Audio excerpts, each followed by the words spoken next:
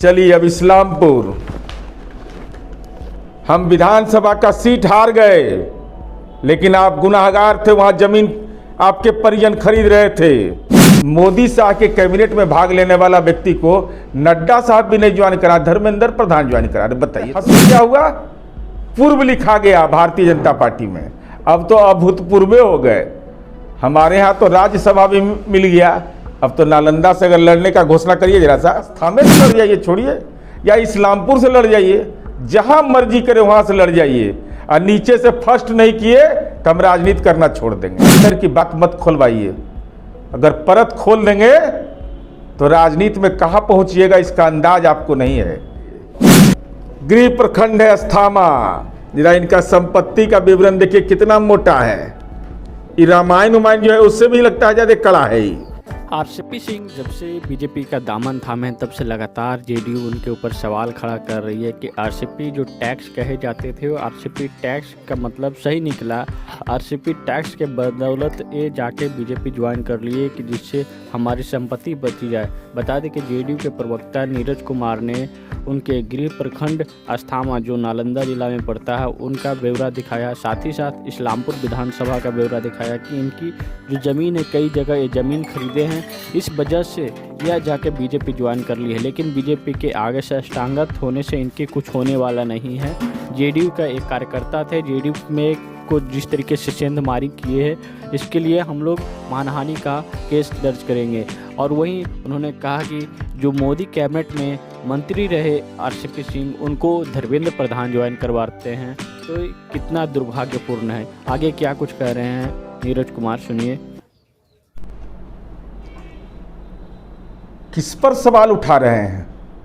जो व्यक्ति अपनी संपत्ति का एक एक पैसे का हिसाब सार्वजनिक वेबसाइट पर देता है, लेकिन आप तो छिपा हुआ रुस्तम निकले कि नालंदा की धरती पर पैदा लेकर कलंक की गाथा लिख दिया। यह देखिए गृह प्रखंड है अस्थामा, जरा इनका संपत्ति का विवरण देखिए कितना मोटा है। ये रामायण उमायण जो है उससे भी लगता है ज्यादा कड़ा है, उससे भी कड़ा है। महाभारत, भगवत गीता, इस सब से देखिए कितना है। देख लीजिए इसका दस्तावेज, इनका एक प्रखंड की उपलब्धि है यह। चलिए अब इस्लामपुर हम विधानसभा का सीट हार गए, लेकिन आप गुनाहगार थे। वहां जमीन आपके परिजन खरीद रहे थे, उसमें भी कितना फर्जीवाड़ा है बताने की जरूरत नहीं है।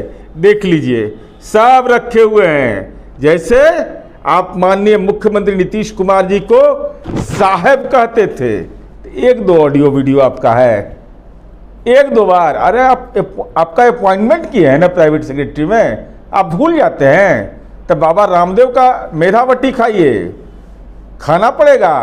दर्जनों सैकड़ों ऐसे प्रमाण है कि आप साहब कह रहे हैं माननीय मुख्यमंत्री जी को। यही कहना आपका स्वाभाविक था, चूंकि आपका नियुक्ति उन्होंने किया प्राइवेट सेक्रेटरी के रूप में। तब प्राइवेट सेक्रेटरी के रूप में नियुक्त हुए, तब माननीय मुख्यमंत्री नीतीश कुमार जी तो 74 के आंदोलन में जेल गए थे। आप सामाजिक रूपांतरण की लड़ाई में जेल गए।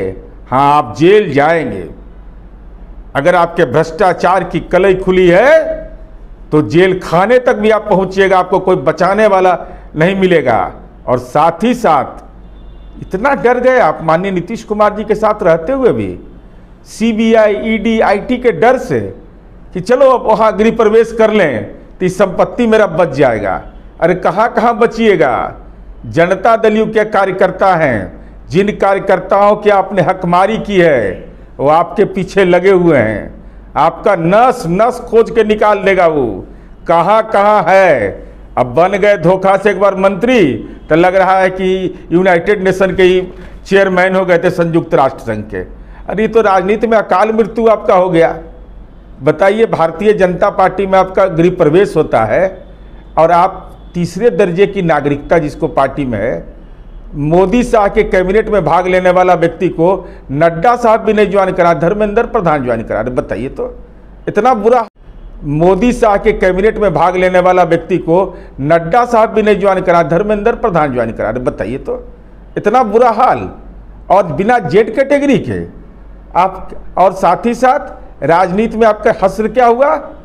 पूर्व लिखा गया भारतीय जनता पार्टी में, अब तो अभूतपूर्व हो गए। हमारे यहाँ तो राज्यसभा भी मिल गया, अब तो नालंदा से अगर लड़ने का घोषणा करिए जरा सा, या अस्थामे से लड़ जाइए, छोड़िए, या इस्लामपुर से लड़ जाइए, जहाँ मर्जी करे वहाँ से लड़ जाइए, और नीचे से फर्स्ट नहीं किए तो हम राजनीति करना छोड़ देंगे।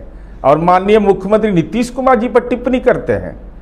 आपको ये एहसास हुआ है कि 16 वर्षों तक आप प्राइवेट सेक्रेटरी के रूप में रहे, आपको राज्यसभा भेजा उन्होंने, आपकी किस्मत में राज्यसभा नहीं लिखा हुआ था, आप सेक्रेटरी बन सकते थे। अंदर की बात मत खोलवाइए, अगर परत खोल देंगे तो राजनीति में कहाँ पहुँचिएगा इसका अंदाज आपको नहीं है। और आप कहते हैं अरे आप तो अपमान झेलने वाले लोग हैं, आपको आरसीपी टैक्स कहता रहा, लेकिन एक मानहानि का मुकदमा करने का भी आपको हिम्मत नहीं हुआ। इसका मतलब दाल में काला है। कोई कह के देखे तो कि टैक्स लेते हैं तो उसका कानून के हिसाब से उसके कलेजा पर चढ़ जाएंगे, लेकिन अगर हम नहीं गुनाहगार हैं तो हम कोर्ट का सामना, न्यायपालिका का सामना क्यों नहीं करेंगे? ये पूरे प्रकरण से यह लगता है कि आप साष्टांग दंडवत हो गए सम्राट चौधरी के यहाँ। बड़ी मन में पीड़ा होती है, कहाँ थे कहाँ पहुँच गए? सर साहेब कहाँ है आज?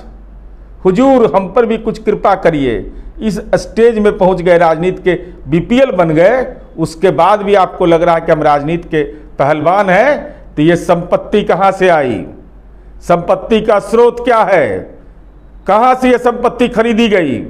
क्यों इसमें जालसाजी की गई? ये तमाम मामले बिहार के जदयू के कार्यकर्ता जानना चाहते हैं कि हमारी हकमारी किया, पद का प्रलोभन देकर करके जमीन तो नहीं लिखवा लिया। ये सारे मामले अनुसंधान के विषय हैं और जनता दल यू आपका पूरा अनुसंधान कर रहा है।